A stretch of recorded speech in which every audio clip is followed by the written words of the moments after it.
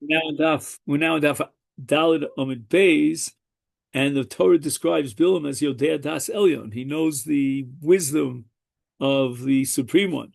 Efsha Das Behem Toloyed, he didn't understand his animal, and that's going to be the whole next sugya. And yet, Das Elyon, Miav Yod, is it possible that he understood the mindset of the Divine One, of the Supreme One? Man Das Behem Toloyed, that doesn't mean he didn't know the mindset of his animal. When the Shluchei Moav saw that Bilam was riding on his donkey, why would such a very important man ride on a donkey and not on a horse? Amrulay, they said to him, "My time why don't you ride a horse?" Amrulay, so he responded to them and he says, "Bertiva Shadoy Le." It's true. On a regular basis, I ride a horse. Today, I'm riding a donkey. First time I ever rode a donkey. And why is it? Because I sent out all my horses out to the marshland to graze. Miyad, immediately, Vatomer Ason, hello, Ani Anochi Asoncha. Well, what are you talking about? You're saying that you never rode a donkey in your whole life until this day. That's a lot of hogwash. I'm your donkey, trust the donkey. Malay, so Bilam tries to to defend himself. He says, Latina Vialma, okay, I use you when I need a beast of burden, but I don't ride you. Malay, and she said again, she's outsmarting him because he's full of hot air. And she says, Asher Achavta Olai, you have ridden on me, in other words, you ride me on a constant, regular basis. Malay, it cried me out. No, I only do it occasionally. Malay, what are you talking about? She says, May odcha yom hazeh. We're dashing all the psukim here, right? And furthermore, Ela shani osa l'chorachivus bayom beishus balayil. You ride me like a horse during the day, and at night we have relations. And how do we know that we have relations at night? Ksiv hocha haskein hiskanti, right? Referring to Bilam and his donkey. It's when David Melech had to take Avigail as what?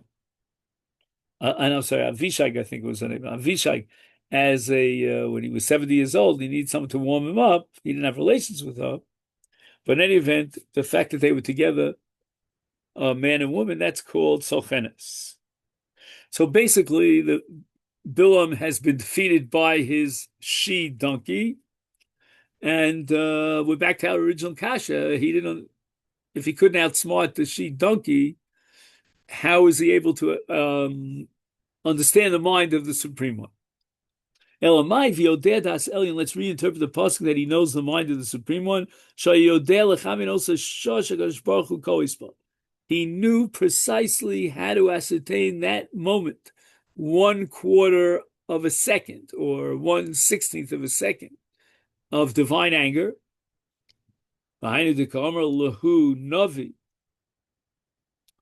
that's why Micha says to Klal Yisrael, "Ami zacharno maya atz bolak ben Moav uma nolo bilam ben Baor min hashitim an hagilgol leman das sidkos Hashem."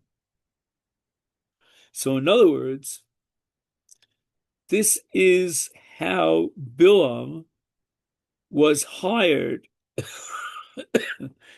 by Balak to curse the Jewish people. Don't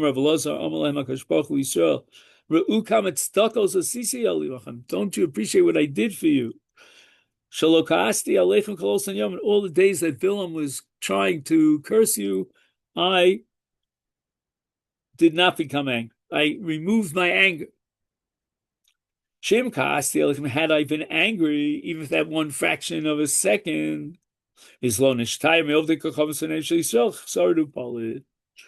one would be left from the people of Israel. So the Gemara uses this euphemism, the enemies of Israel, really referring to Israel. I can't curse the Jewish people because God's not angry. He doesn't allow me to curse them. The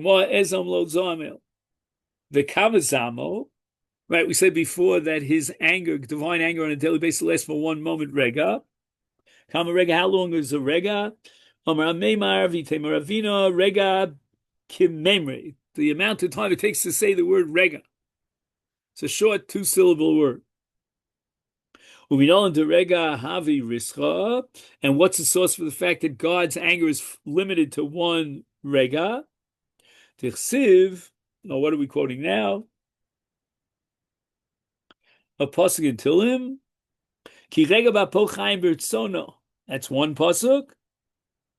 So you see that Apo, his anger endures just ki rega for a moment. Or from a different pasuk, and that's in Yeshaya Novi. Chavi means hide. Right, machbu. Right, hide kimat rega ad yavor zam. Just a rega. All you need is to hide for one moment to protect yourself from the zam. Emas rosach. What part of the day is that rega of anger? Omer Abai betlas shoy kamais during the first 3 hours of the day. Ki chivara kikar balasa. The Tarnagol. When the comb of a rooster pales.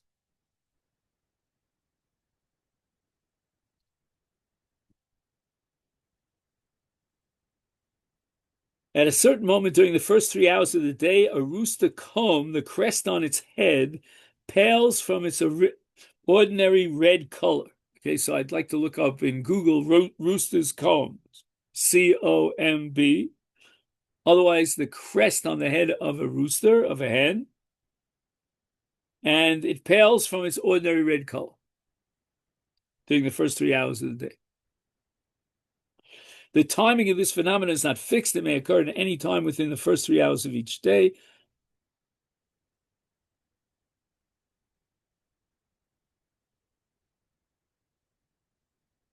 The Gemara called Shata v'Shata Mechvar Chivre. Are you telling me that most times the comb is pale? Wait a minute.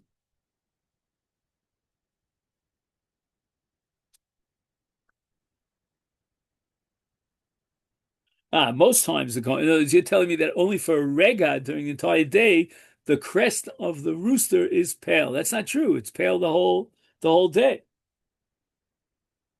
So Gemara is called Shata Ispe Surake Smuke. Although it pales during the day, but still has a streak of red. But Ahu Shaita, but at the time of God's anger, Lesle Surake Sumke. Right? There's no red streaks in it all. Now it's interesting because usually a red streak is indicative of Shvichas Domim. And here we're saying that at the time of God's anger, there is no red. That's a little bit strange.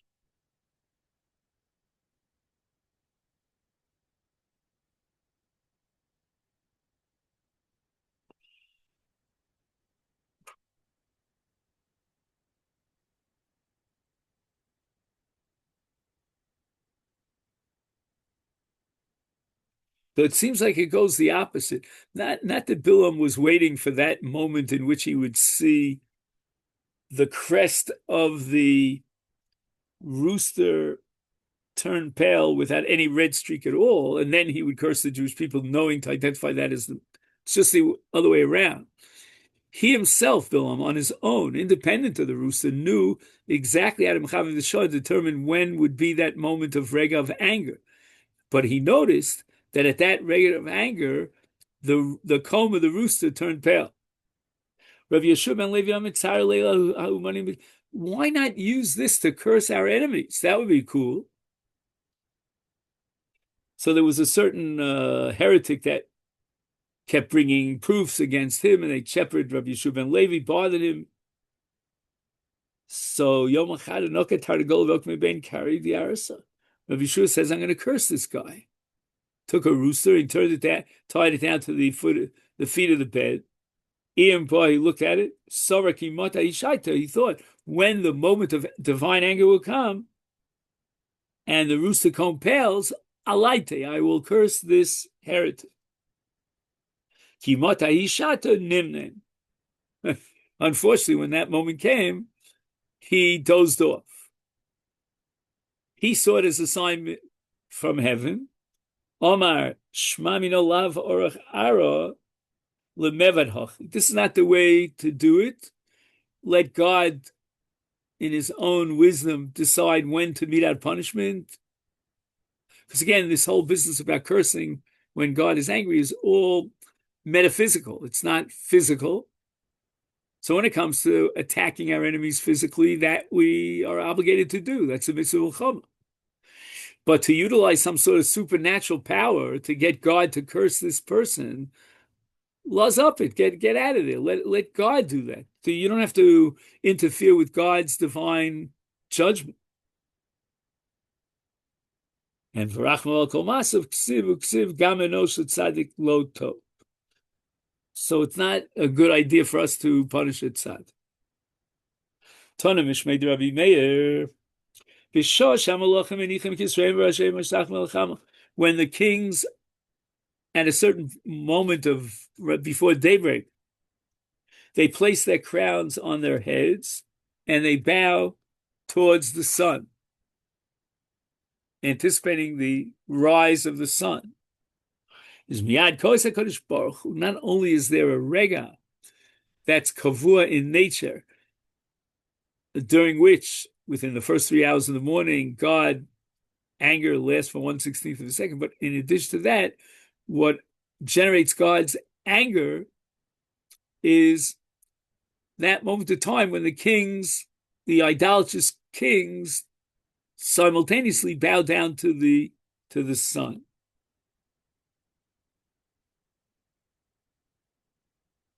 And as you know, the Rambam in Hilchos Akum, when he describes in great detail the evolution of idolatry historically, he speaks about the sun worshippers. They were like the first. They worshiped the sun.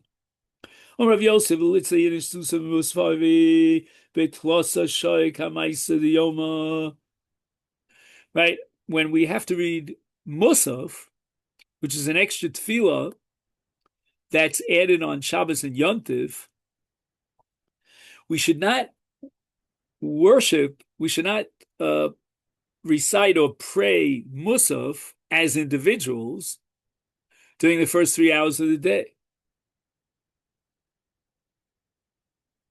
B'yom HaKama D'Rei Shata.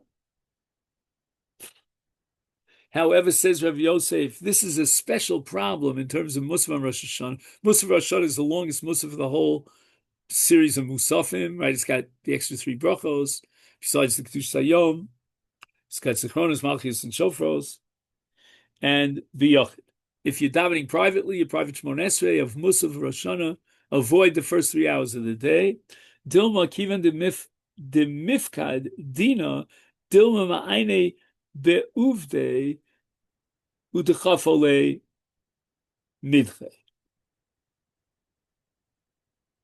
In other words, it's quite possible that you as an individual praying that long special musaf, that unique musaf of Rosh Hashanah, you will incur judgment, meaning God says, oh, you're praying to me, I'm going to check you out, scrutinize your actions, and God will mete out punishment. Why aren't we afraid to do so as a tzibur? We daven musaf of Rosh Hashanah during the first 3 hours, especially for those who daven vasikim. And the Gemara answers the tzibur and afishay schus. I mean, we could have written the text ourselves. There's certain power of the tzibur as a unit, and that power gives them the ability to withstand and protect against any sort of curse, any sort of divine judgment. Why are you putting all the emphasis on Musaf? Why not on Shachris? And the Gemara gives a fascinating answer that during the first 3 hours, there's always some group of people somewhere out there, maybe in Lubavitch, I don't know where, that are davening Musaf. And therefore, he's always protected by the tzibur davening Musaf. However, Kemendika tzibur the Komatzli lo ka midchi. And on the other hand, when it comes to Shachris, they're always davening Shachris. And by the way, this is probably a source for those poskim who hold, I'm not sure if everybody agrees, that you cannot daven a tfilas musaf and link up with the tzibur that's davening shachris. Like, for example, I was in Florida, and it was the last day of Yontif, which is called Yontif Sheni Shel Golius. I wasn't observing Yontif Sheni Shel Golius except on the outside, not to do malach and so forth and so on. And I wanted to come and daven with the tzibur when they were davening shachris. I wanted to daven. No, that doesn't make any sense. One second. What was the case I had? Um,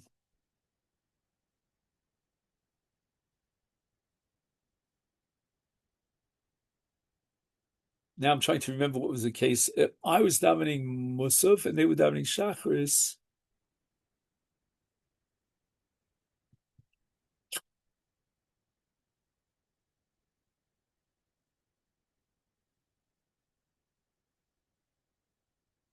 No. I was davening Shachris and they were davening Musaf. So it would seem, according to some poskim, I cannot achieve an integration with the tzibur if I'm davening a different category of Shmon Esrei than they are. In fact, the Gemara of Amrit, where are we up to here? Earlier, we said that during the first 3 days in the divine daily schedule, God is dedicated to the study of Torah. It doesn't seem like he's involved in judging the world. Epoch. We have to say that no, God's schedule on a daily basis is that the first 3 hours of the day he's judging the world, and he's occupied with the study of Torah during the second set of 3 hours. We'll have to see what he's doing at night. V'bay Seima, another answer, Lolov Tepach. Torah d'chsiv bei emes. Torah is called emes d'chsiv emes knei v'al timka pasuk in Mishlei, if I'm not mistaken. 29. Mishlei. So in any event, you see that Torah is identified with emes. When God is dedicated to the study of Torah, which is emes, there's no room for going beyond the strict letter of the law with extra compassion. Din de lo ksiv emes, but when God is involved in judgment, there we don't see that judgment is emes, and therefore God could add mixture rachamim with din. HaKadosh Baruch Hu also lifnim mishras hadin. That's the famous Ramban who says that Yom Kippurim is a day of rachamim b'din. Yom Meid Toref Vegel. Okay, this is a mnemonic device. Gufa. Oh, Rabbi Shimon Levi my Dixiv Asher Anochim Mitzavcha Hayom Lasosam. It says Hayom, and then it says Lasosam, and then it says L'machal Lekabel Schar. Hayom Lasosam v'lo L'machal. So don't postpone and delay. Do it today, but Lo Hayom Litol Scharon. You won't get rewarded today. You'll get rewarded down the line in the future. When we do a mitzvah, it creates a positive angel, and that angel is a defense for us on the day of judgment. So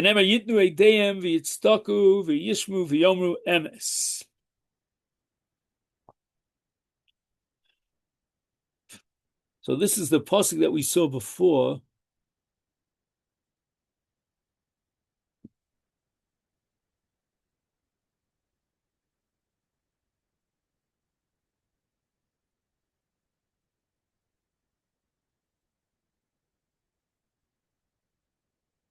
Let them bring their witnesses, and they will be vindicated. And the people of Israel will be vindicated on the day of judgment when we bring our witnesses. Yitnu Eideim v'yitzdaku, right? That was the Gemara back on Daf Beis that quoted this pasuk, and the question was our Mishnah at the beginning of Avoda Zara with an Aleph Eideim or with an Ayin Eideim, and this was the pasuk that we were vacillating about, and we said that this pasuk that they will bring their witnesses and be vindicated is a reference to Klal Yisrael, Elu Yisrael, Yishmu v'yomru emes, and they will hear and say it is true. Elu Ovdei Kocham. The end of the pasuk is referring to the idol worshippers, who will have to say it's true that God judged us negatively. and condemned us. Omer Rabbi Yishua Levi Kol mitzvah shishol simul bezeh bos v'torfus some liovdi kacham leolam haba al pnei. Our mitzvahs will cause a slap in the face to the akum at the time of the ultimate judgment. Shenemar, as the pasuk says, there's a very famous pasuk in Vaschanon, if I'm not mistaken. Let me just see. 35 minutes. Yeah, in Vaschanon. Ushmartem vasisim kichi chachmaschem v'inaschem v'nei ha'goyim l'nei nehamim. Neged amim lo nemar. It says li'enei ha'amim. It doesn't say neged ha'amim. El li'enei ha'amim. Right? So the face, the eyes on the face. Melamed shebos v'torfas ovkocham al pnei. Now, obviously, this Gemara needs a lot more of a deeper insight. And it probably has to do with the mitzvah of tzitzis, that's what I'm sure. Anyway, Amar Rabbi Yeshua ben Levi, lo osi yisrael se'eg, oh, this is an amazing agarita. Yeah, I gave this over once in the Amek Learning Center. And the one who really hooked into this is Jackie Zippel. You remember Jackie? No? From Italy? Our token Italian? Also Lubavitcher. Jackie really wrapped his head around this, that sometimes God will intensify the power of the Yetzer Hara in order to deliberately bring a person to sin. It's a mind-boggling concept. The people of Israel had just gotten out of Mitzrayim. They had seen the hand of Hashem. How could they worship an idol, a calf, a golden calf? And the answer is that HaKadosh Baruch Hu put such a powerful Yetzer Hara that he almost deliberately caused them to sin. But for what purpose? Litein pischon peh lebali tshuva. This is like a breast of a kind of philosophy, meaning that the purpose of God's divine compassion is to bring even the lowest of low to an awareness of the fact that they could rise up and do tshuva. And this is a theme that repeats itself over and over again in breast of philosophy. Shenemar miyitain v'hoyel levavam zeh lahem liyiro so osi kol yom. Meaning, if Klal Yisrael could do tshuva after such a heinous crime of Avoda Zara, worshiping the idol, and God accepted that tshuva, then even me, even if I'm at the lowest level, tachtis ha-madrega, I could still do tshuva and lift myself up. Some say that, by the way, we're about to finish the daf, but the Moshe Rabbeinu, when he sent the Meraglim, he wanted to strengthen them and have them realize that even if things look very bad, they can still do tshuva. So it's interesting because it says they'll to be pri haaretz. Why the pri? Why the fruit? So the Chazal say that how do you produce fruit on a tree? You take a seed and you plant it in the ground, and then it's rikavon. It disintegrates into the ground, and yet from that disintegration, the lowest level of destruction, you get a tree, and on the tree you get fruit, beautiful fruit. That was the chizuk. Had the people, the spies, accepted Moshe Rabbeinu's leadership and be misbatel to the tzaddik, and if they would have accepted Moshe Rabbeinu's guidance and emunah and the belief that God is doing good for us, and the realization that even if they reach the lowest level, they could still pick themselves up, then they would have overcome this great tragedy of the story of the Merag. V'homar lahainu diyomer Rabbi Yochanan b'Shum Rabbi Shimon bar Yochai lo David roy lo somaisa. Wow, this is amazing. David really would not have fallen to the Maisa of Bathsheba, except for the fact that God already planted it in. It was all also the Chazal say about Yehudu Tamar. Lo Yisrael Ruyim Lo So Maisa. So Lo David right? Lo So Maisa means the Chet. Lo David Lo So Maisa. He wouldn't have libi halal b'kirbi. I mean, David HaMelech is totally dedicated to Hashem. And Halal B'Kirbi might also refer to the sexual impulse, that it was not strong enough to bring him to do such a sin. V'lo Yisrael also Ma'aseh and Klal Yisrael just come out of Mitzrayim. They weren't suited to perform this low act of worshiping an egel.